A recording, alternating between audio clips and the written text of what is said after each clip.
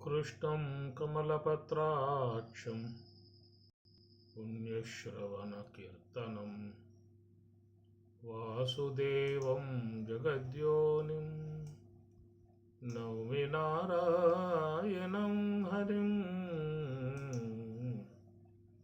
नौमि नारायणं हरिं।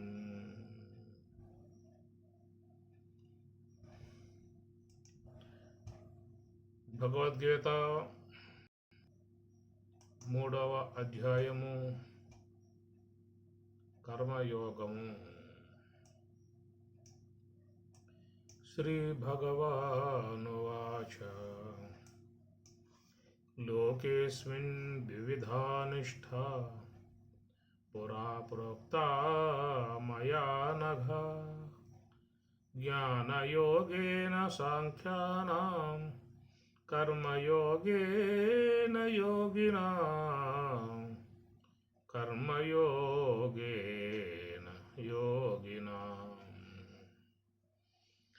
అస్మిన్ లోకే ద్విధా నిష్ఠా పురా ప్రోక్త మయా అనఘా పాపరహితుడా అర్జున. అస్మిన్ లోకే ఈ లోకమునందు ద్విధ రెండు విధములుగా ఉన్నటువంటి యొక్క నిష్ఠను పూర్వకాలములో మయా నా చేత ప్రోక్త చెప్పబడెను. జ్ఞానయోగేన సాంఖ్యానాం సాంఖ్యులకు జ్ఞానయోగేన జ్ఞానయోగము చేత యోగులకు కర్మయోగము చేత ముక్తి కలుగుచున్నదని చెప్పి నా చేత పూర్వమునందే చెప్పడం జరిగినది. అది కనుక మోక్షం అనేటువంటి విషయములో ఈ ప్రకారముగా సాంఖ్యానాం జ్ఞానయోగేన యోగినాం కర్మయోగేన ఈ విధముగా రెండు విధములుగా ఉన్న నిష్టను నా చేత పూర్వమే చెప్పటం జరిగింది. దీని మీద చాలామంది భాష్యకారులు వివరణాత్మక అంశాన్ని అందిస్తూ వాళ్ళు చెప్పిన విధానం ఏంటంటే, జ్ఞానయోగేన సాంఖ్యులుగా ఉన్నటువంటి జ్ఞానం కాబట్టి జ్ఞానయోగము చేత వాళ్ళు మోక్షాన్ని చేరుకోవడం జరిగింది. యోగినాం కర్మయోగేన కాబట్టి యోగులుగా ఉన్న వాళ్ళు కర్మయోగము చేత వాళ్ళు మోక్షాన్ని చెందడం జరిగింది. ఒకటి విహంగ మార్గం, రెండవది పిపీలికా మార్గం. విహంగ మార్గం అంటే ఆకాశంలో ఎగిరిపోయేటువంటి పక్షుల్లాగా ఈ జ్ఞానయోగము చేత వాళ్ళు తరించటం జరిగింది. ఇక మిగతా వాళ్ళు యోగినాం కర్మయోగేన కాబట్టి వాళ్ళు కర్మయోగం అని చెప్పనంటే ఈ గృహస్థ విధానముగా ఉన్నటువంటి వారు ఈ కర్మ అనేటువంటి దాని ద్వారా వాళ్ళు మోక్షాన్ని చేరుకోవడం అనేటువంటిది జరిగింది. లోకల్ రెండు తెగలుగా ఉన్నారు. ప్రవృత్తి మార్గంలో పోయే వాళ్ళు ఉన్నారు, నివృత్తి మార్గంలో పోయే వాళ్ళు ఉన్నారు. ప్రవృత్తి మార్గంలో పోయే వాళ్ళు ఎవరయ్యా అంటే గృహస్థులు. సంసారం సాగరం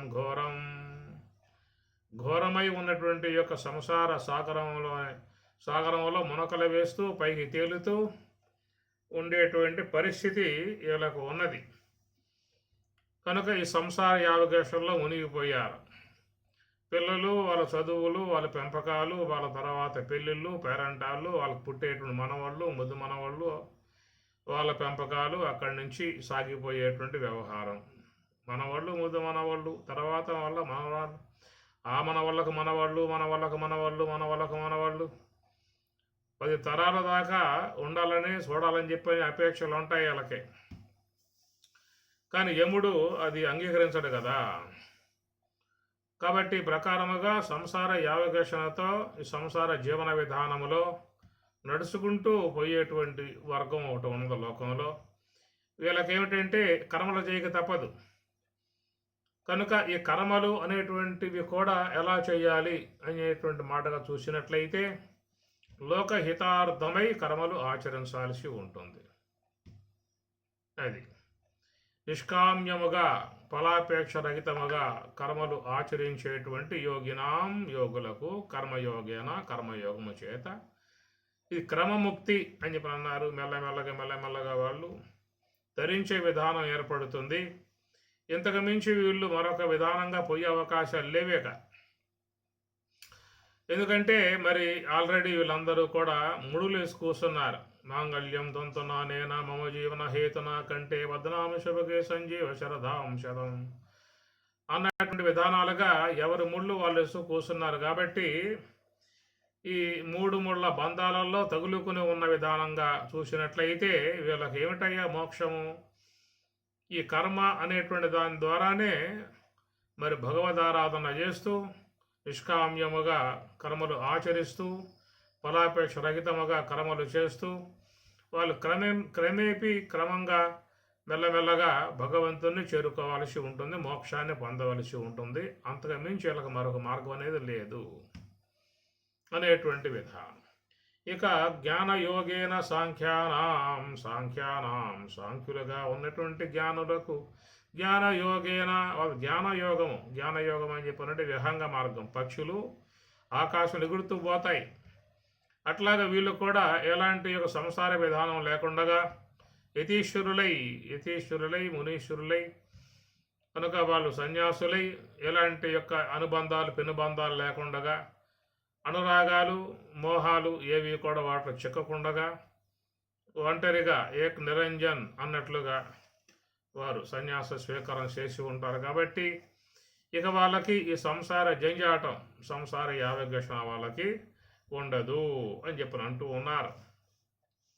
దారబంది గంబు తనయులు సంఖ్యలు బంధువర్గమెల్ల ప్రహరిగోడ మోక్షమెరుగలేడు మొక్కిలిగాడయ విశ్వదాభిరామ వినురవేమ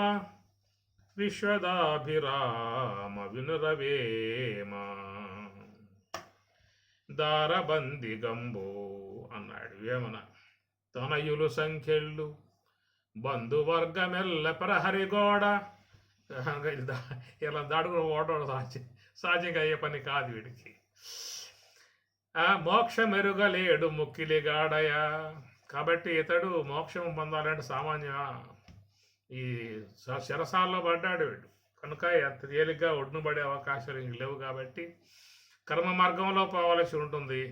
ఇక మా విషయంగా చూసినట్లయితే ఇలాంటి సంసార వ్యవహారాలు లేవు. కాబట్టి ఏక్ నిరంజన్ అన్నట్లుగా ఇక ఎప్పుడు కూడా ఒంటరిగా ఏకాంతంగా చక్కగా ధ్యానం జపాలు విక్కుటముగా ఆచరించుకుంటూ తత్వ విచారణ చేసుకుంటూ తాత్విక మార్గముగా ఈ ప్రకారంగా మరి ఈ జ్ఞాన విధానంగా త్వరగా అతి వేగముగా అతి త్వరగా మోక్షాన్ని చేరుకునే అవకాశాలు వీళ్ళకి ఉన్నాయనేటువంటి మాటగా ఇట్లా రెండు తెగలుగా లోకంలో మరి ప్రవృత్తి మార్గం ఎన్నిక చేసుకుని ఉన్నటువంటి గృహస్థులు కానీ నివృత్తి మార్గాన్ని అవలంబించి ఉన్నటువంటి మహాత్ములు సాధు మహాత్ములు సన్యాసులు కానీ ఈ ప్రకారంగా విహంగ మార్గంలో వీళ్ళు జ్ఞానం ద్వారా వీళ్ళు మోక్షాన్ని పొందేదిగా ఉంటే వీళ్ళు పిపీలక మార్గముగా క్షేమ మార్గముగా నేలను పాకుతూ మెల్లమెల్లగా పైకి పోయే విధానంగా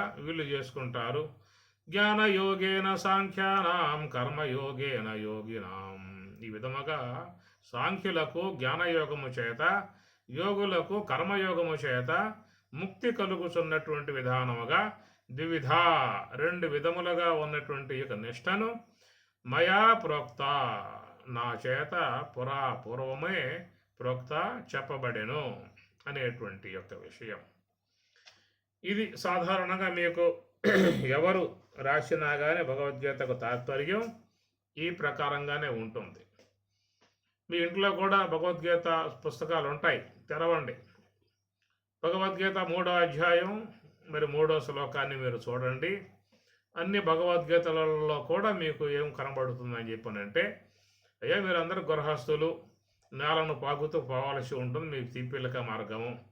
మేము సమస్తాన్ని త్యాగం చేశాము, సన్యసించాము, నివృత్తి మార్గంలో పోతూ ఉన్నటువంటి వాళ్ళము.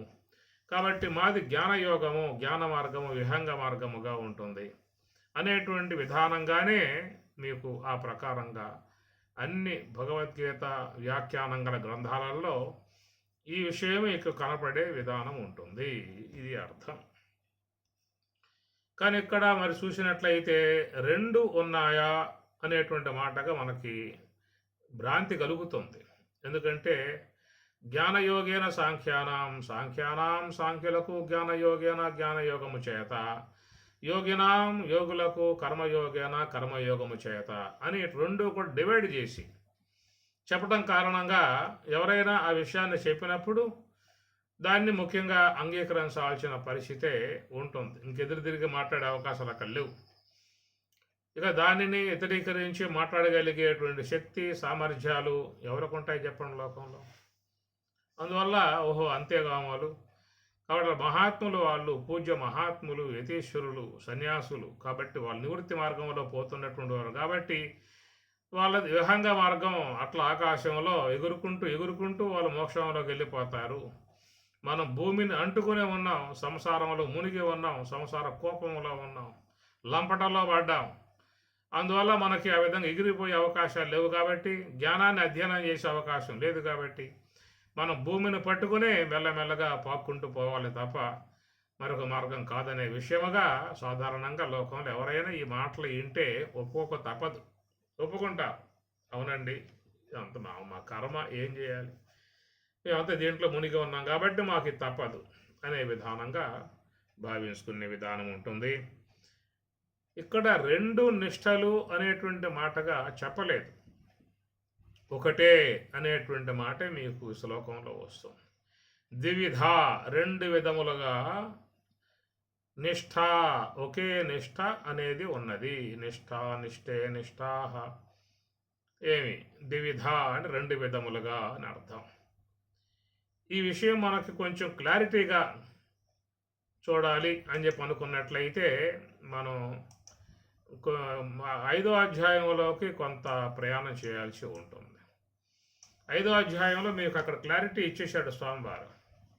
ఎందుకంటే అర్జునుడు కూడా అక్కడ కూడా సందేహం ఏజ్గా అట్లాగే అడిగాడు. కర్మయోగంలో 3వ అధ్యాయంలో ఏ సందేహాన్ని వ్యక్తపరిచాడో ఇంకా అదే సందేహం ఎంత విన్నా కూడా ఏ మధ్యలో కర్మయోగాన్ని విన్నాడు, జ్ఞానయోగాన్ని విన్నాడు.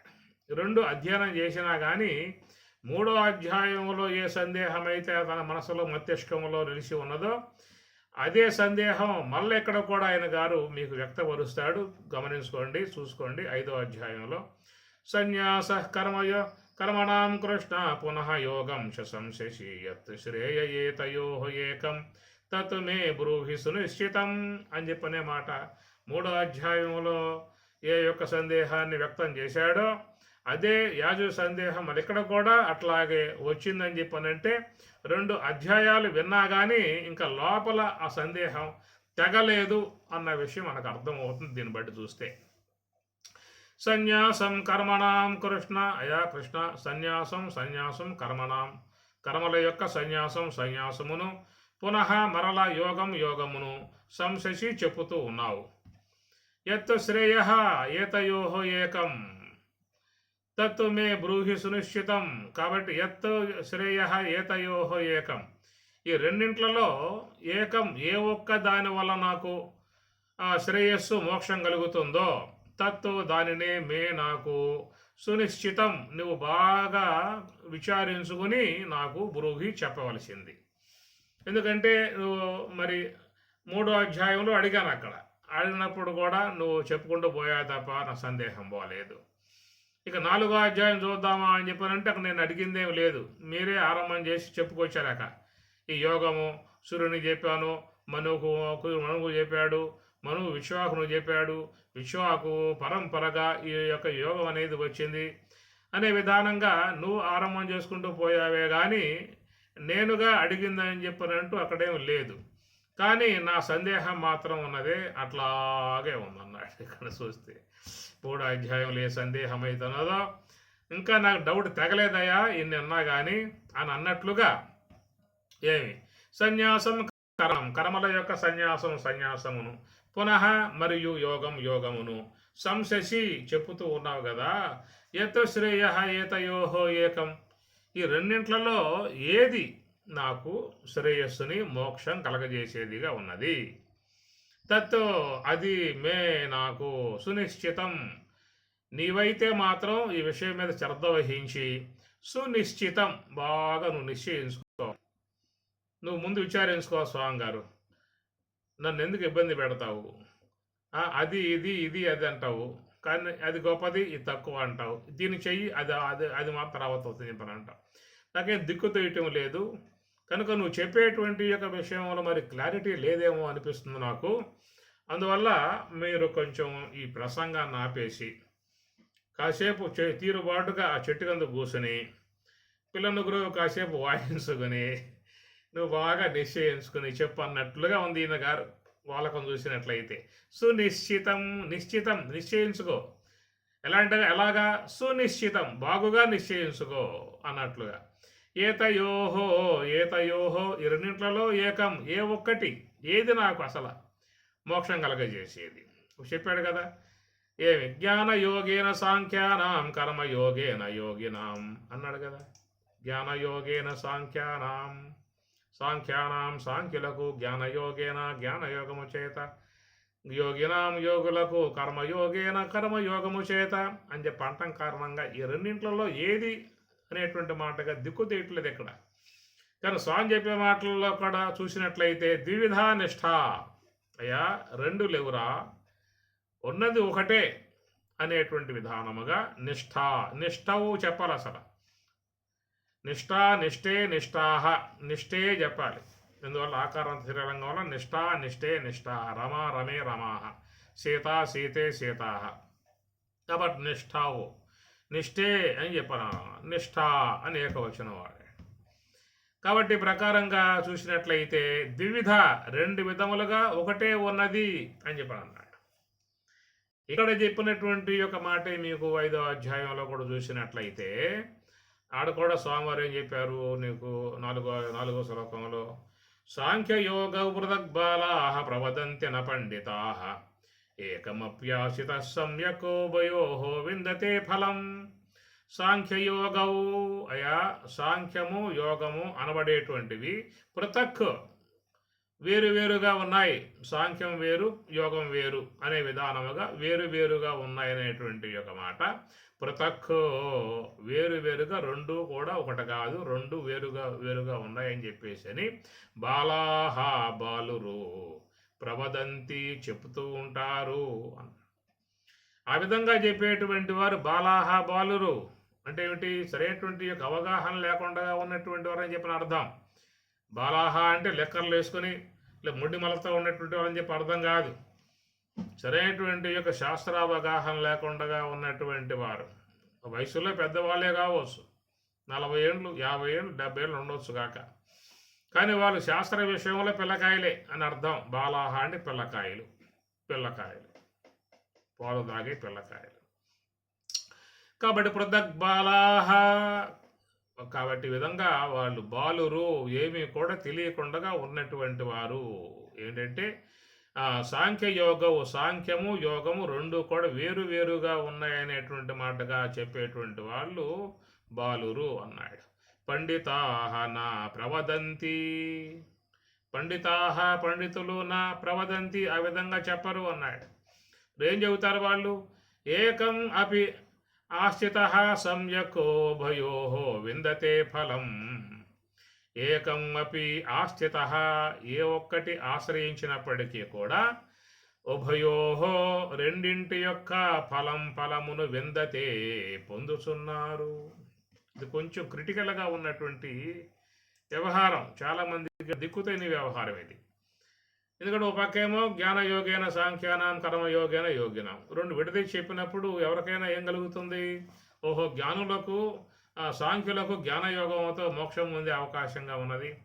ఇక యోగులుగా ఉన్నటువంటి కర్మయోగులకు ఈ కర్మయోగము చేత మోక్షం పొందే విధానం పరమాత్మ పూర్వమే చెప్పి ఉన్నాడు అనేటువంటి మాట సాధారణంగా అందరికీ కూడా ఇదే భావన ఏర్పడుతుంది.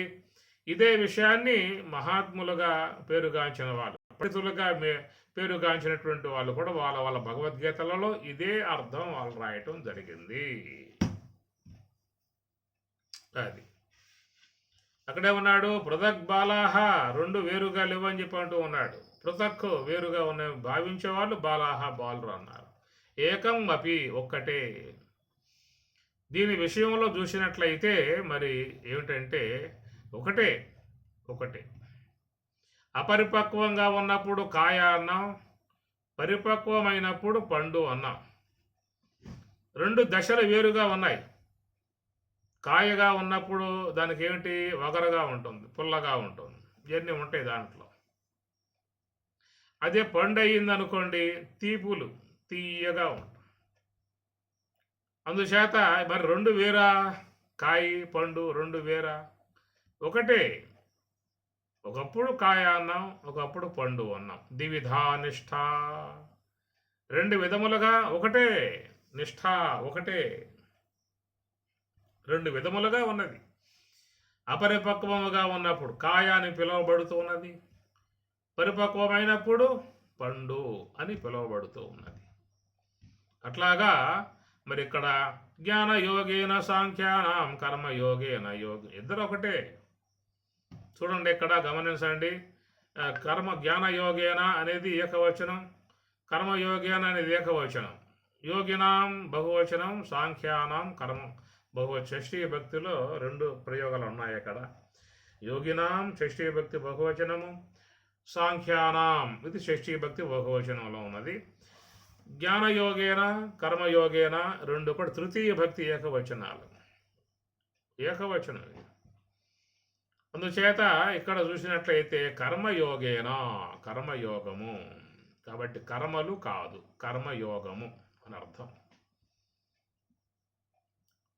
కాబట్టి యోగినాం కర్మయోగేన అనే మాటకి ఏం చెప్పుకొచ్చారు? అయ్యా మీరంతా గృహస్థులు కాబట్టి మీరు కర్మలు ఆచరిస్తూనే ఆ ఫలముల పట్ల అపేక్ష లేకుండా నువ్వు కనుక ఉన్నట్లయితే నువ్వు అచిర కాలంలో మోక్షకు పోయే అవకాశం ఏర్పడుతుంది. అసలు లోకంలో కర్మలను ఫలాపేక్ష రహితముగా ఎవరు ఆరంభం చేస్తారు? ఫల అపేక్ష లేకుండా కర్మ ఆరంభం ఉంటుందా అసలు? ఎవరు ఏ కర్మ ఆరంభించినా ఫలం ముందు పెట్టుకుని ఆరంభిస్తారు. రైతైనా దుక్కు దున్నే విధానంగా చూస్తే ముందే వాడు ఆలోచించుకున్నాడు, ఈ కాలంలో ఈ యొక్క క్షేత్రములో ఈ వేసినట్లయితే ఈ ఫలసాయం బాగా వచ్చే అవకాశం ఏర్పడుతుంది. కనుక ఈ విధముగా ఇక్కడ కనుక మనం సెంటర్లో ఇలాంటి షాపు పెట్టినట్లయితే మంచి లాభాలుగా మన వ్యాపారం సాగే అవకాశం అనేది ఉంటుంది. కానీ ఎవరు ఏ పని చేసినా లోకంలో ఒక ఫలాన్ని ముందు ఆశించే కర్మ ఆరంభం చేయటం అవుతుంది. 10th దాటిన తర్వాత అనేకమైన సబ్జెక్టులన్నీ మారిపోతాయి, అక్కడి నుంచి స్థానాలు మారిపోతాయి. కాబట్టి ఎవరెవరు ఏ ఏ జాబులు అపేక్షించి ఉంటారో వాళ్ళు ఆయా మార్గాల్లో ప్రయాణం చేసే విధానం ఉంటుంది. ఈ ప్రకారంగా లోకంలో ఎవరైనా కానీ ఏ కర్మ ఆరంభం చేసేప్పుడు కూడా ముందుగానే ఫలాన్ని వాళ్ళు కోరుకునే చేస్తారు. ఫలాపేక్ష రహితముగా కర్మ ఆరంభం అంటూ ఏమి ఉండదు. అయితే వచ్చిన దాంట్లో కొంత భాగాన్ని యజ్ఞులై ఉన్నటువంటి వారు సత్కార్యాలకు వినియోగిస్తారు. తనకు వచ్చేటువంటి ఆదాయంలో 10% తీసి పక్కన పెట్టి అవి దైవ కార్యాలకి వినియోగింపజేసే విధానం ముఖ్యంగా చాలామందిలో ఉంటుంది. ఇది మంచి పని కూడా. అందువల్ల ఇక్కడ చెప్పేటువంటి విషయంలో ఫలాపేక్షరహితముగా కర్మలు ఆచరించేటువంటి యొక్క యోగులకు మరి పిపీలక మార్గముగా వాళ్ళు ప్రయాణం చేసి అచిర కాలంలోనే వాళ్ళు మోక్షాన్ని ఆ విధంగా పొందుతూ ఉన్నారు అనేటువంటి మాటగా చాలామంది భాష్యకారులు కానీ ఉపన్యాసకులు కానీ మీకు ఇదే మాటలు వినిపిస్తారు, ఇంకో మాటే లేదట. అందుచేత ఇక్కడ చూసినట్లయితే ఒకవేళ కర్మ ఫలాపేక్షరహితముగా కర్మలు ఆచరించినట్లయితే మోక్షం వస్తుందా? అలా ఆచరించే అవకాశం కూడా లేదని చెప్పుకున్నాము. ఒకవేళ ఆచరించినట్లయితే ఏమొస్తుంది అక్కడ అని చెప్పనంటే లోకంలో మంచి కీర్తి వస్తుంది, ప్రఖ్యాతి వస్తుంది. లోకమంతా కూడా మంచివాడుగా పొగుడుతారు, త్యాగశీలిగా పొగుడుతారు, మహాదాతగా కర్ణుడుగా మహాదాతగా కొనియాడతారు. ఇవన్నీ వస్తాయి తప్ప నీకు బ్రాహ్మీ అనుభవం వచ్చే అవకాశం ఎక్కడ ఉంటుంది?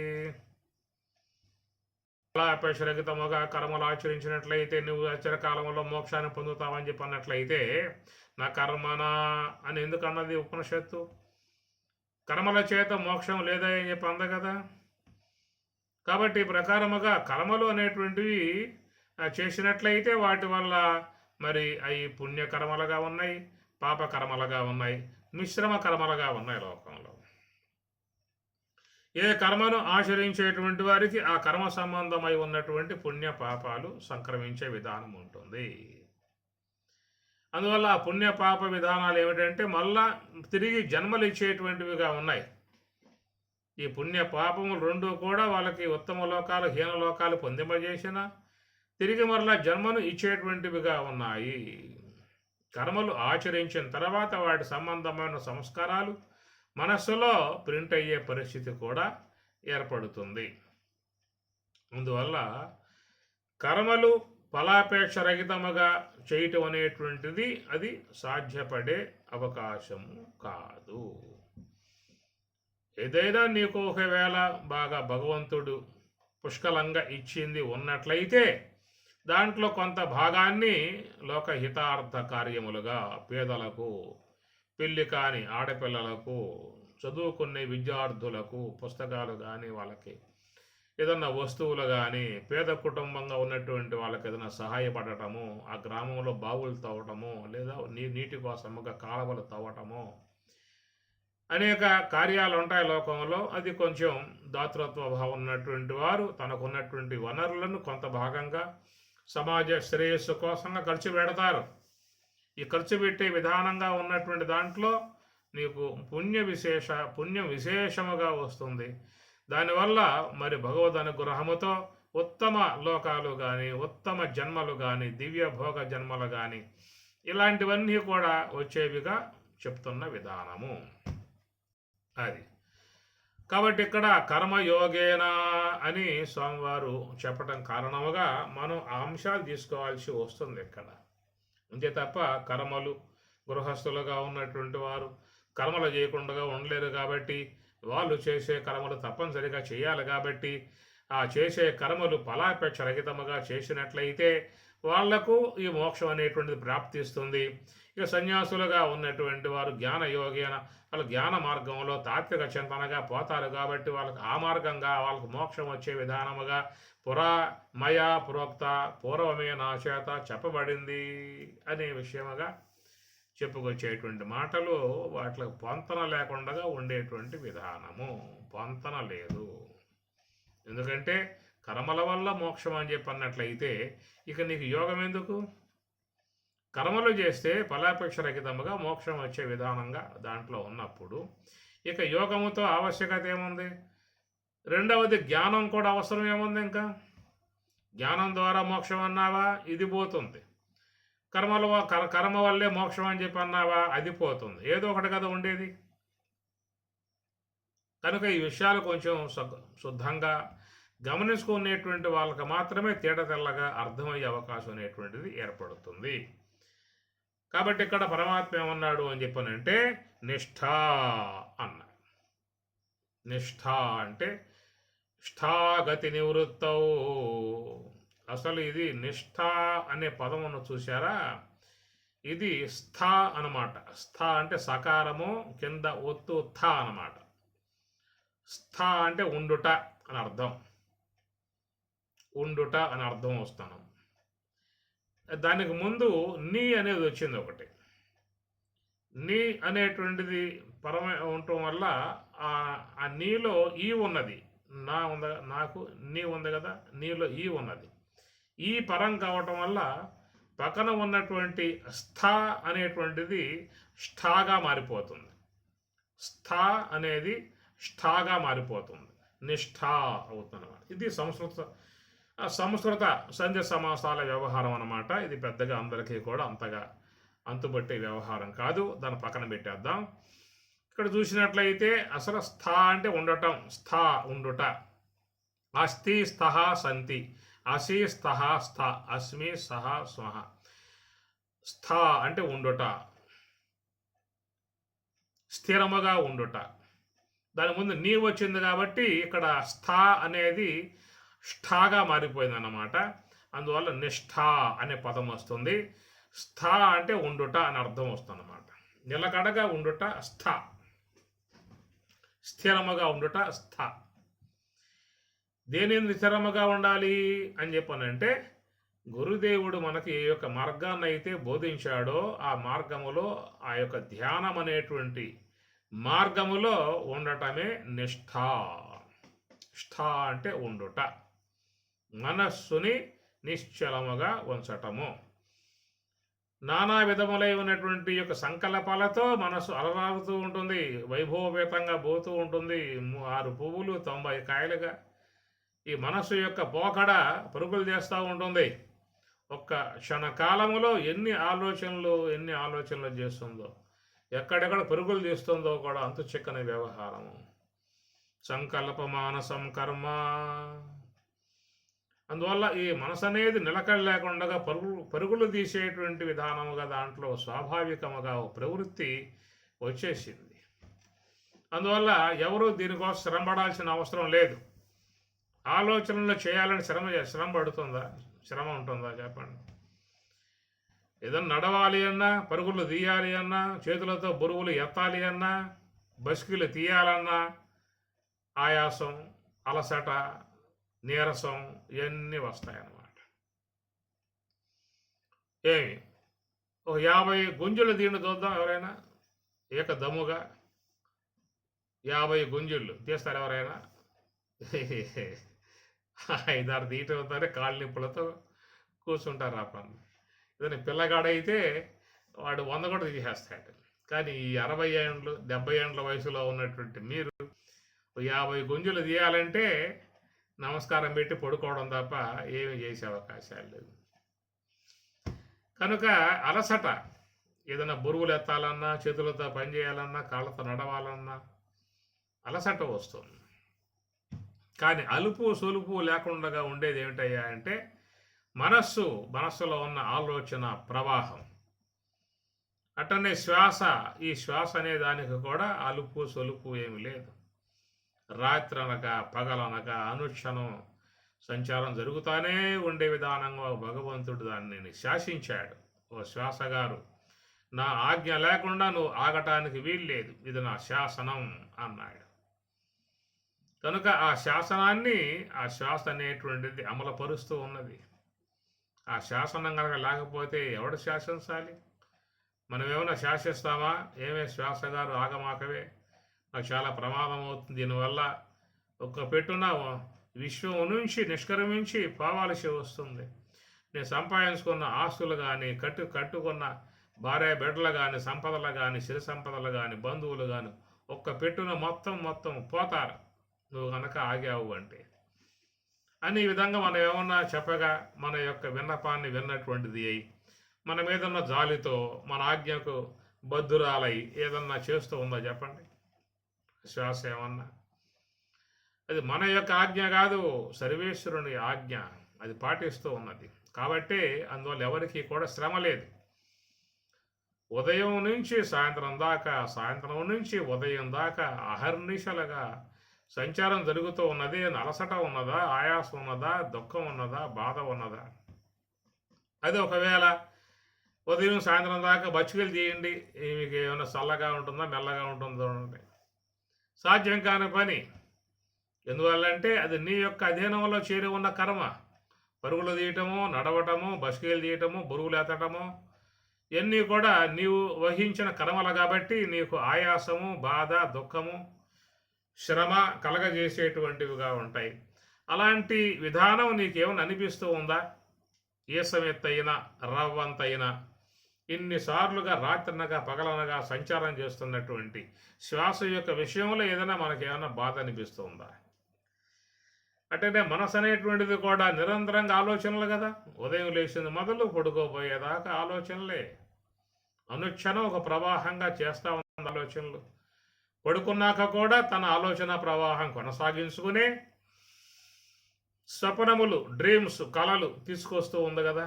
అదంతా ఆలోచనల్లో భాగమే. నువ్వు కనేట స్వప్నమంతా కూడా మనసు యొక్క సంబంధ ఆలోచనల్లో భాగంలో చేరినటువంటి మరి ఈ ప్రకారంగా మెలకువతో ఉన్నప్పుడు చేస్తూనే ఉన్నది, పడుకున్నా కూడా చేస్తూనే ఉన్నది. ఏమైనా అలసట ఉన్నదా? స్వాభావికమైపోయింది మనసులో కూడా. ఈ ప్రకారంగా మరి ఉన్నటువంటి అంటే ఆలోచన సంబంధమై ఉన్నటువంటి దానిని మనం ప్రయత్నం ద్వారా దాంట్లో లేకుండా చేయాల్సి ఉంటుంది. అది సర్వ సంకల్ప సన్యాసం.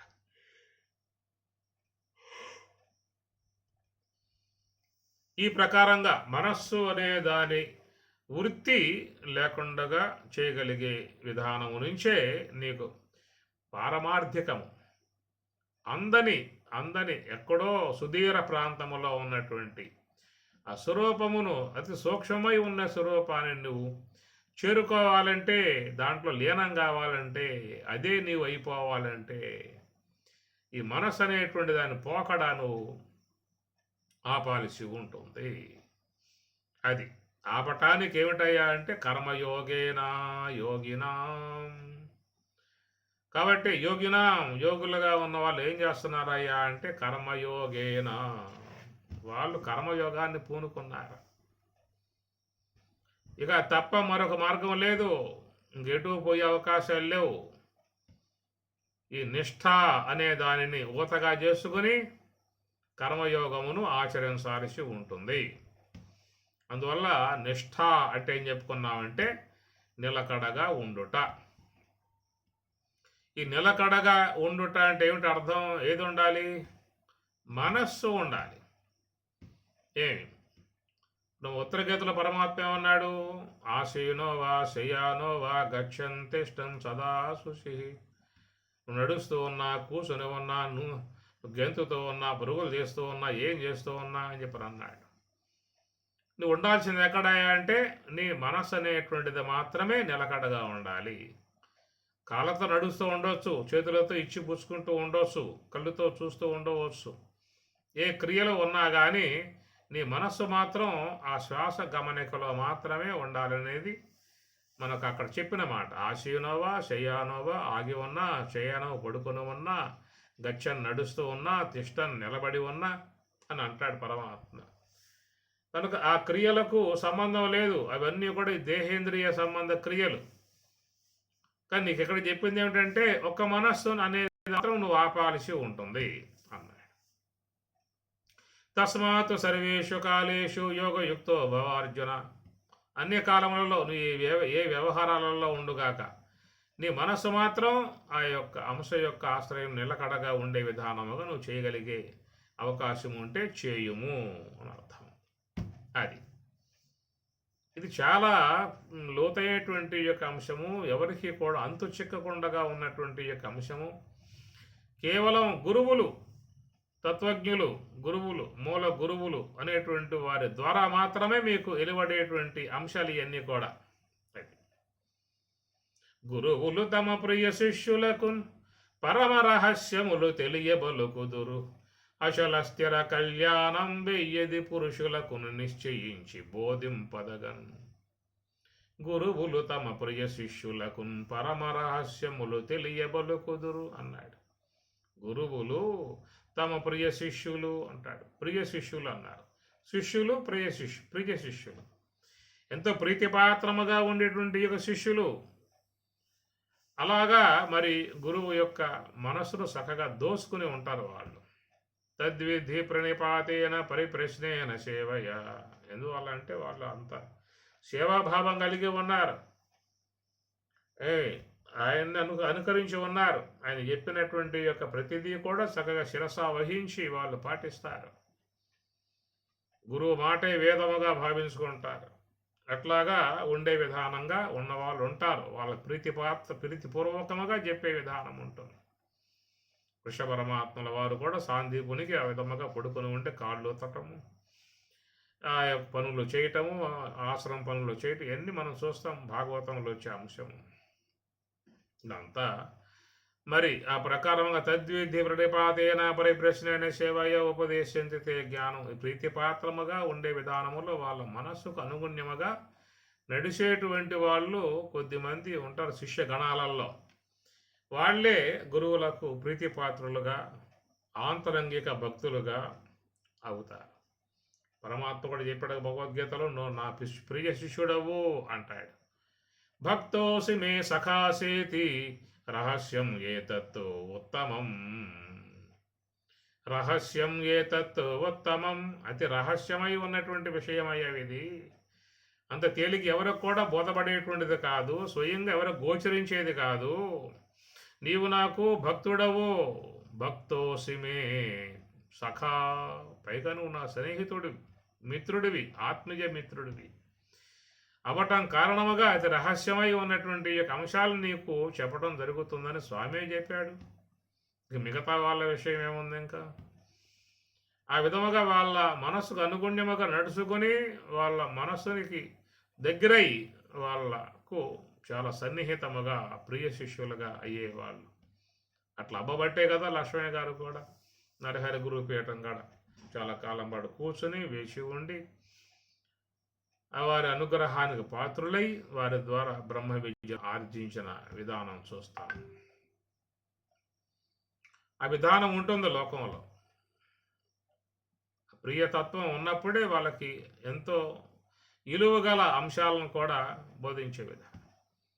ద్రోణాచార్యుల అర్జునుడు ప్రీతిపూర్వకముగా ఉన్నాడు. అర్జునుడు అంత సేవ చేసుకుంటూ ఉండేవాడు కాబట్టి బ్రహ్మాస్త్ర పర్యంతం వరకు అర్జునుడికి అన్ని విద్యలు కూడా, అన్ని శస్త్రాస్త్ర ప్రయోగ ఉపసంహారములతో కూడా, ఆ మంత్ర భాగాలతో కూడా అన్నీ కూడా చెప్పటం జరిగింది. మన భారతంలో చూస్తాం.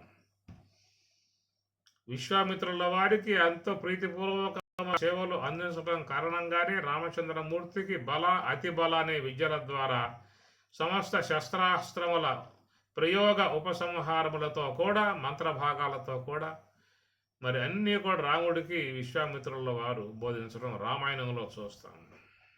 ఇదొక ప్రీతిపూర్వకమై ఉన్నటువంటి అంశం.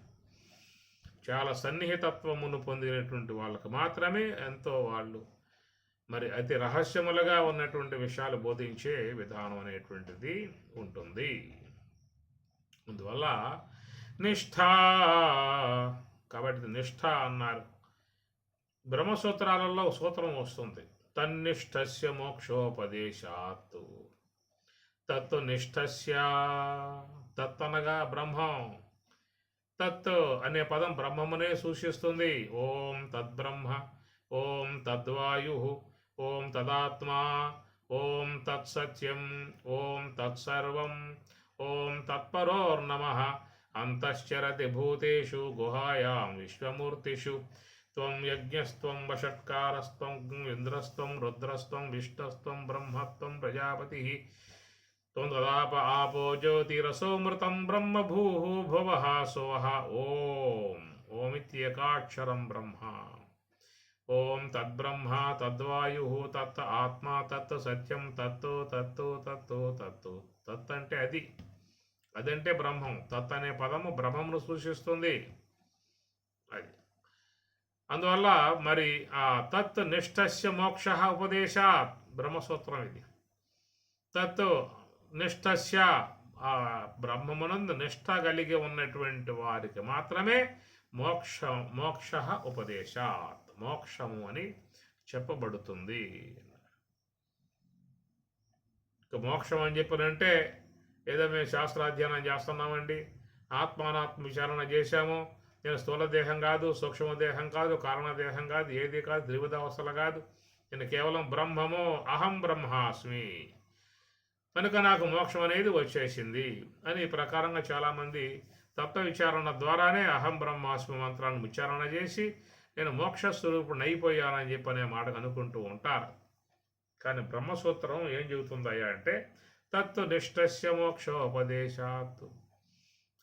తత్తు ఆ బ్రహ్మమునందు నిష్ఠస్య, నిష్ఠ కలవానికి మాత్రమే మోక్ష ఉపదేశాత్, మోక్షం అని చెప్పబడును.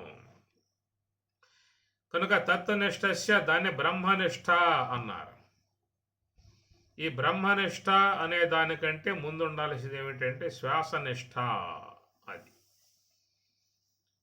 అందువల్ల బ్రహ్మనిష్ట అనేది ముందు రాదు. ముందు రావాల్సింది ఏమిటంటే శ్వాసనిష్ట. అది ఆ శ్వాస గమనికలో మనస్సు పెట్టాల్సి ఉంటుంది. దాని ద్వారా మనస్సుని ఈ ప్రపంచ విషయాల నుంచి వేరు చేసే అవకాశం ఏర్పడుతుంది. కాబట్టి పరమాత్మ ఎక్కడ నిష్ఠ అనే పదం వాడుతూ ఉన్నారు. మరి నిష్ఠ అంటే ఏ నిష్ఠయా స్వామి? ఏ నిష్ఠ? శ్వాసనిష్ఠ, బ్రహ్మనిష్ఠ? ఇక్కడ స్వామివారు రెండింటినీ కూడా ప్రస్తావించాల. నిష్ఠ అనే పదం వాడారు. కాబట్టి ఆ నిష్ఠ అనేటువంటిది ముందు ఎవరైతే ప్రాథమికంలో శ్వాస నిష్ఠను అవలంబిస్తారో వాళ్ళు క్రమేపీ ఆ ప్రయత్నంలో, ఆ ప్రయాణములో వాళ్ళు గమ్యస్థానం చేరుకున్నప్పుడు బ్రహ్మనిష్ఠ అనబడుతుంది. కనుక ముందే బ్రహ్మనిష్ఠ ఉంటుందా? ముందే బ్రహ్మనిష్ఠ ఉంటే నీ గురువుతో పనే ఉంది, శాస్త్రంతో పనే ఉంది. ఇంకా స్వతసిద్ధంగా వచ్చి ఉంటుందా బ్రహ్మనిష్ఠ? లేక బ్రహ్మనిష్టను గురువులు ఏమన్నా ప్రసాదిస్తారా అస్తమస్తక సంయోగం చేసి? ఎవరైనా అస్తమస్తక సంయోగం చేసి శ్వాసనిష్టను ప్రసాదిస్తారే కానీ బ్రహ్మనిష్టను ప్రసాదిస్తారా? శ్వాసనిష్ట కనుక వారు అస్తమస్తక సంయోగం ద్వారా, ఉపదేశం ద్వారా, నాయనా నీలో శ్వాస ఉన్నది, ఆ శ్వాస ఊపిరి నిరంతరముగా సంచారం చేస్తూ ఉన్నది, ఆ సంచరించేటువంటి ఆ శ్వాస గమనములో నువ్వు విలనంక ఆ శ్వాస గమనాన్నే చూస్తూ ఉండు, ఇంకేం చూడమాక. ఇది చెప్పిన మాట.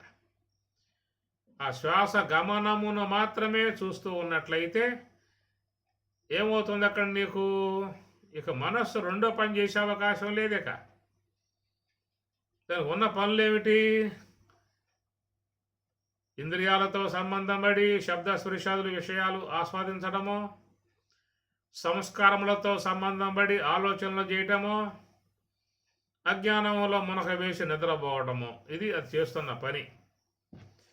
ఎప్పుడైతే శ్వాస గమనికలో ఉన్నావో ఈ మూడింటితో సంబంధం పడే అవకాశం దానికి ఉండదు. ఇక ఆ మూడింటి నుంచి వేరు చేయాలనే ఆలోచనతోనే స్వాములు మహాత్ములు మనకి ఈ మార్గాన్ని అందించటం జరిగింది.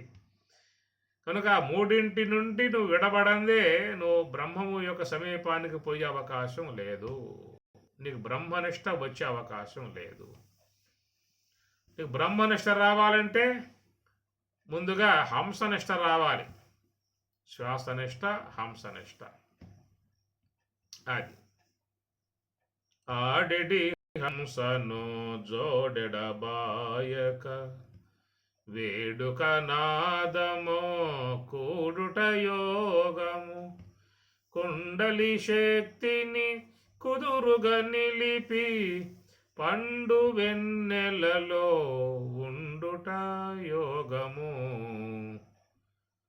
యోగమురా సోహమురా నాసికమందున నడపరయోగము వీనులయందున వినరా నాదము కన్నులయందున కనరా బ్రహ్మము అని బ్రహ్మంగారు. ఆడిడి హంసను జోడెడబాయక. ఇది చక్కటి మార్గం, అందరు అందుబాటులో ఉన్న మార్గం. దీని ద్వారానే నువ్వు నీ యొక్క పారమార్థికతను సాధించుకోవాల్సి ఉంటుంది. ఈ ప్రకారముగా మనస్సుని శ్వాస యందు లగ్నం చేసి పెట్టగలిగితే దాన్ని శ్వాస నిష్ఠ అన్నారు. అది నిలకడగా మనసును పెట్టాల్సి ఉంటుంది. ఏ మహాత్ములు చెప్పినా కానీ ఈ మార్గమే తప్ప మరొక మార్గం చెప్పే అవకాశాలు లేవేక. ఎంతటి దేవాది దేవతలు కూడా ఈ మార్గాన్ని చెప్పాల్సి ఉంటుంది. ఇంటికి రాబోయే 5వ అధ్యాయంలో కూడా లాస్ట్లో స్వామివారు ఇదే మార్గాన్ని మీకు బోధిస్తాడు, చూసుకోండి కావాలంటే. స్పర్శాన్ కృత్వా బహిబాహ్యాం చక్షుశ్చైవాంతరే భ్రువోః ప్రాణాపానవు సమౌ కృత్వా నాసాభ్యంతరచారిణవు అంటాడు స్వామివారు. నాసా ముక్కు అభ్యంతర లోపల చారినవు చరించేటువంటి ప్రాణాపానవు, ఆ ప్రాణాపాన వాయువులను గమనిస్తూ కూర్చోవాలి. యతేంద్రియ మనోబుద్ధి ముని మోక్షపరాయణ. ముని మోక్షపరాయ, ఏ ముని అయితే మననశీలుడైతే మోక్షపరాయణ, మోక్షం పట్ల అపేక్ష ఉంటుందో ఆ మోక్షాపేక్ష ఉన్నవాడు ఇప్పుడు చెప్పినట్లుగా ఏమి ఆ యొక్క ఆ నాసికమునందు సంచరించేటువంటి ఆ శ్వాస గమనమునే నీవు గుర్తించుకుంటూ కూర్చోవాలి అన్నాడు. ఈ విధముగా ఎవరైతే చేస్తారో ఎవడో సహాదడో ముక్త ఏవా మోక్షాన్ని పొందే విధానము అన్నాడు. యతేంద్రియ మనోబుద్ధి ముని మోక్షపరాయణ విగతేక్ష భయక్రోధో సదా ముక్త ఏవ సహా ఎవడు సదా ఎల్లప్పుడూ ముక్త ముక్తుడే స్వామి చెప్పిన మాట. అటు భగవద్గీత అయినా ఉత్తర గీత అయినా బ్రహ్మంగారు వేమన యోగి రమణ భగవానులు వారు ఏ మహాత్ములు చెప్పినా ఈ మార్గం తప్ప ఇంకో మార్గం అనేది ఏముంది ఇంకా నీకు? ఒకవేళ ఉంటే మార్గం నీ కండ్ల ద్వారా బయటికి పోవచ్చు, చెవుల ద్వారా బయటికి పోవచ్చు, నాలుక ద్వారా బయటికి పోవచ్చు. ఈ బయటికి పోయే మార్గాలు ఉన్నాయి, కానీ లోనకు పోవాలంటే ఏం పట్టుకుంటూ లోనకు పోతావు నువ్వు? కనుక మనస్సు సంకల్పాలు లేకుండా చేయగలిగే విధానం నహ్య సన్యస్త సంకల్ప యోగి నభవతి కశ్చన. 6వ అధ్యాయం పరమాత్మ అన్నమాట. నహ్య సన్యస్త సంకల్ప నహి అసన్యస్త సంకల్ప అసన్యస్త ఎవరైతే సంకల్పములను సన్యసించారో వదిలిపెట్టరో వాడు యోగి నభవతి యోగి కాజాలడు అని పరమాత్మ అంటూ ఉన్నాడు. అందువల్ల మనస్సులో ఉన్న సంకల్పాలు లేకుండా చేయాలంటే ఆ మనస్సుని శ్వాస గమనికలో పెట్టడమే నిష్ఠ అవుతుంది. దాన్ని శ్వాస నిష్ఠ. ఇది కర్మయోగేనా యోగినా. అందువల్ల లోకంలో అనేక మంది యోగులు ఉన్నారు. సాంఖ్యానాం జ్ఞానయోగేనా. కాబట్టి వీళ్ళ విషయం చెప్పుకున్న తర్వాత ముందు వీళ్ళ విషయం కానీ కర్మయోగేనా యోగినా. కాబట్టి లోకంలో యోగులుగా ఉన్నవాళ్ళు ఉన్నారు, భోగులుగా ఉన్నవాళ్ళు ఉన్నారు.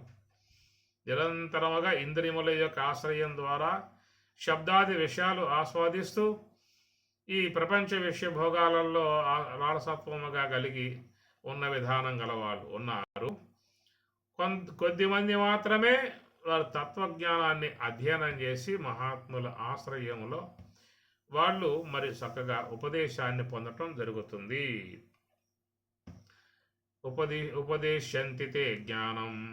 కాబట్టి మహాత్ములు ఉపదేశిస్తారని చెప్పి అనలేదా? అట్లాగా మరి ఈ విధముగా తత్వజ్ఞులు శిష్యులకు ఒక ఉపదేశాన్ని గావిస్తారు. ఉపదేశం అంటే ఏమిటండి? ఉదయం పూటది ప్రాతకాలంలో అని కూర్చోబెట్టి ఎట్లా కూర్చోవాలి, ఏ విధంగా కూర్చోవాలి, ఎట్లాగా కళ్ళు పెట్టాలి, ఏ ప్రార్థనలు చేయాలి, ఏ విధంగా కూర్చుంటారో అది ఎట్లా చేయాలి, ఇవన్నీ చెప్పే విధానమే ఉపదేశం. అది బ్రాహ్మీ ముహూర్తం ఉదయం పూట చెప్పే విధానం ఉంటుంది. ఉపదేశం అన్నప్పుడు ఉప అంటే దగ్గర, దేశం అంటే బ్రహ్మమునకు సమీపముగా ఉండుటయే ఉపదేశం. ఏ దేశమును మానసేంద్రియంబులు. సమాధంలో మనకి దేశం గురించి అద్భుతముగా ఒక పద్యంలో స్వామి చెప్తారు. కాబట్టి ఆ ప్రకారముగా ఆ ప్రదేశం పరమాత్మ ఉన్నటువంటి ప్రదేశం కైవల్య ధామం. దాన్నే మీరు మరి వాళ్ళు అక్షరధామం అని చెప్పని అంటారు. సోమనారాయణ టెంపుల్ వాళ్ళు అక్షరధామ్ అని పేరు పెడతారు. చాలామంది చూస్తుంటారు. ఢిల్లీలో ఉన్నది, అహ్మదాబాద్లో ఉన్నది, చాలా చోట్ల స్వామినారాయణ టెంపుల్స్ ఉంటాయి. ఆ టెంపుల్కి పేరు అక్షరధామ్ అని చెప్పారు. అక్షరం అంటే బ్రహ్మం, ఆ బ్రహ్మమునందు ఉండుటయే అక్షరధామ్. ధామ్ అంటే స్థానం. అందువల్ల ఈ ప్రకారముగా ఆ బ్రహ్మధామ్, ఆ బ్రహ్మము యొక్క స్వరూప స్థితి రావాలని చెప్పి అన్నట్లయితే ముందుగా సాధకులు మరి ఈ ఉపదేశము ద్వారా ప్రయాణం చేయాల్సి ఉంటుంది. ఉప అనే మాటకి ఏంటంటే దగ్గర అని అర్థం. దగ్గర భగవంతునికి దగ్గర కావాలి. దగ్గర కావాలంటే ఆలోచనల పరుగులు తీస్తూ ఉన్నాం. ఆలోచనలతో పరుగులు తీసినంతకాలం మరణమైపోతూ ఉంటాం. ఏవేవో ఆలోచనలు వస్తూ ఉంటాయి. ఎంతెంత ఆలోచనలు వస్తూ ఉంటాయో అంతంత మనం దూరం అయిపోయే పరిస్థితి ఏర్పడుతుంది. ఎంతెంత ఆలోచనలు తగ్గుతూ ఉంటాయో అంతంత మనం పరమాత్మకు, మన స్వరూపానికి దగ్గర అవుతూ ఉంటాము అని అర్థం. అది ఆలోచన తగ్గే కొద్దీ దగ్గర అవుతూ ఉంటాం. తత్రైకాగ్రం మనః కృత్వా యతచిత్తేంద్రియక్రియః ఉపవిశ్వాసనే యుంజాతి యోగం ఆత్మవిశుద్ధి. తత్ర ఏకాగ్రం మనః. ఏకాగ్రం అంటే అగ్రం అంటే పైన, పైన అని చెప్పి అర్థం. చాలా గొప్ప అర్థం ఇది, ఏకాగ్రం. అందువల్ల మరి ఏక అగ్రం, ఏక అంటే ఒకటే, దాని కొన దాని పైన నిశ్చలముగా ఉండుటయే ఏక అగ్రం. ఏకాగ్ర స్థితి అది రావాలంటే నిశ్చలముగా మరి ఆ మనస్సుని హంస అనేటువంటి దాని యొక్క ఆశ్రయంలో పెట్టడమే ఇక్కడ నిష్ఠ అనే పదము.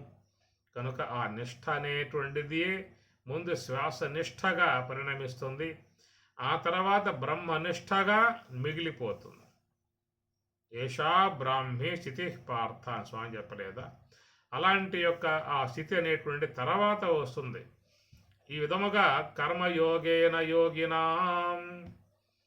అందువల్ల యోగినాం అని చెప్పనంటే ఏదో సంసారులై ఉన్నారు, భార్య బిడ్డలు కలిగి ఉన్నారు, వాళ్ళు కర్మలు చేయక తప్పదు, వాళ్ళు కర్మలు చేస్తూనే ఫలాపేక్ష రహితముగా చేసినట్లయితే అచిర కాలంలో వాళ్ళు మోక్షాన్ని పొందే అవకాశం ఏర్పడుతుంది అనే అర్థాలు మీకు భగవద్గీతలో ఈ శ్లోకానికి అట్లాగే చెప్పుకొచ్చారు. కానీ ఇక్కడ యోగినాం అనే మాట అని చెప్పానంటే కొద్దిమంది ఉన్నారు, వారు తాత్వికంలో అడుగుపెట్టినటువంటి వాళ్ళు గృహస్థులు కావచ్చు, సన్యాస స్వీకారం చేసిన వాళ్ళు కావచ్చు, యతీశ్వరులు కావచ్చు, బ్రహ్మచారులు కావచ్చు, ఎవరైనా కావచ్చు గాక. ఎవరైనా మహాత్ముని ఆశ్రయించి తత్వజ్ఞానం అధ్యయనం చేసి ఉపదేశాన్ని పొంది ఆ మనస్సుని శ్వాస వెంబటే పెడితే చాలు, అతడల్లా కర్మయోగే. కాబట్టి వాళ్ళు యోగులు అని అర్థం. మేము సన్యాసం స్వీకరించాం కాబట్టి మేము మోక్షాన్ని పొందేశాము. ఎవరు చెప్పారయ్యా మాట నీకు? సన్యాసం స్వీకరిస్తే మోక్షం వచ్చేసినట్లేనా? అట్లా వచ్చేసినట్లయితే ఇంకా మిగతా వాళ్ళకి ఎందుకు ఉపదేశాలు చేయటం, ఎందుకు జ్ఞాన ప్రబోధాలు చేయటం, ఎందుకు భగవద్గీత చదివించటం, ఎన్ని చేయటం ఎందుకు? వాళ్ళ సన్యాసం ఇచ్చేయి, మోక్షం వచ్చేస్తుంది. కాబట్టి సన్యాసం ఇస్తే మోక్షం వచ్చే విధానం రూలే ఉన్నట్లయితే ఈ గ్రంథాలు ఎందుకు, ఉపదేశాలు ఎందుకు, కంఠస్థం చేయటాలు ఎందుకు, ప్రవచనాలు వినటం ఎందుకు? ఏం అవసరం లేదు కదా. ఏదో సమయం చూడు, చక్కగా తీసు ఆశ్రమంలో కూర్చోబెట్టు, పాత బట్టలు తీసే కొత్త బట్టలు వేసేయి, సన్యాసం ఇచ్చేసాయి, మోక్షం వచ్చేసాయి. అందుచేత ఎవరైనా కానీ ఈ సాధన చేయాల్సి ఉంటుంది. అది సన్యాసం స్వీకరించిన వాళ్ళైనా, గృహస్థులుగా ఉన్న వాళ్ళైనా, యోగుల అయితే ఇంక ఎలాంటి వాళ్ళైనా, భోగులైనా ఎవరైనా కానీ కాక వాళ్ళు మహాత్ముల ఆశ్రయాన్ని పొందాలి. వాళ్ళ దగ్గర తాత్విక అంశాలను గ్రహించుకోవాలి, వాళ్ళ ద్వారా ఉపదేశాన్ని తీసుకోవాలి. ఆ తర్వాత మనస్సుని శ్వాస యందు పెట్టాలి. ఆ పెట్టినటువంటి వాడు గృహస్థుడై ఉండవచ్చు, సన్యాసం స్వీకరించిన వాడై ఉండవచ్చు, లేదా సంసారంలో పడకుండా ఉన్న బ్రహ్మచారి అయినా ఉండవచ్చు, లేదా వానప్రస్థంలో స్వీకరించినటువంటి వానప్రస్థుడైనా ఉండవచ్చు, ఎవరైనా కావచ్చు కాక యోగి కావాల్సిందే. యోగం అవలంబించిన ప్రతి ఒక్కడు యోగే. యోగం గలవాడు యోగి, రోగం గలవాడు లోగి, భోగం గలవాడు భోగి. ఈయన గుణార్థాలు. అందువల్ల యోగినాం వాళ్ళంతా యోగులే. ఎంతమంది అయితే మహాత్ముల ఆశ్రయంలో బ్రహ్మ విద్యను అధ్యయనం చేసి వాళ్ళ ద్వారా ఈ శ్వాస యొక్క మార్గాన్ని ఉపదేశించుకుని ఆ మార్గంలో పోతూ ఉన్నటువంటి వాళ్ళు ఎంతమంది ఉంటే అంతమంది కూడా యోగినాం, యోగులే. వాళ్ళంతా యోగులే. మరి మిగతా వాళ్ళు వాళ్ళ మార్గాల్లో వాళ్ళు పోతూ ఉన్నారు. వాళ్ళ సంసార విషయాలు, వాళ్ళకి సంపాదనలు, వాళ్ళ వ్యాపారములు, ఉద్యోగాలు, వాళ్ళకి ఇవన్నీ ఇష్టం కాబట్టి వాళ్ళ సంపాదన చేసిన దానివల్ల ఇతర విషయాలు చక్కగా భోగించే విధానం అపేక్ష ఉన్నటువంటి వాళ్ళు కాబట్టి అలా మార్గంలో పోతూ ఉన్నారు. వాళ్ళైనా ఏ పూటైనా జిజ్ఞాస కలిగితే ఈ మార్గంలోకి రావాల్సిందే. ఈ మార్గంలో వచ్చి గురువు ద్వారా విషయావగాహన పొందాల్సిందే. ఆయన ద్వారా ఆ మార్గాన్ని గ్రహించుకుని ఆ మార్గంలో ప్రవేశింపగలిగితే ఆనాడే అతడు యోగి కాగలుగుతాడు. ఒకప్పుడు వేమన భోగి అన్నాం, ఆ తర్వాత వేమన యోగి అని చెప్పని అన్నాం. అది భోగి కాని వాడు తెలుస్తారు కదా, కామి కాని వాడు మోక్ష కామిగాడయా విశ్వదాభిరామ వినురవేమ. కామి కాని వాడు మోక్ష కామి కాడు. కాబట్టి సాధారణంగా లోకంలో అందరూ కూడా వ్యవహారం నుంచే దీంట్లోకి వచ్చారు. ఇంకా వచ్చిన వాళ్ళు, రాని వాళ్ళు, వచ్చిన వాళ్ళు వచ్చారు, రాని వాళ్ళు ఇంకా వస్తారు. ఎవరు వచ్చినా కానీ యోగినాం యోగులు. ఎంతమంది వస్తే అంతమంది యోగినాం యోగులు. వారందరూ కూడా కర్మయోగేన ఈ శ్వాసపై నిఘా పెట్టి ఆ మార్గము ద్వారానే మోక్షాన్ని పొందే ప్రయత్నం వాళ్ళు చేస్తున్నారు. ఓం సహనా భవతు సహనౌ భునక్తు సహ వీర్యం కరవావహై తేజస్వినావధీతమస్తు మా విద్విషావహై. ఓం శాంతి శాంతి శాంతి. హరి ఓం తత్సతు. శ్రీ గురుభ్యో నమః. హరి ఓం.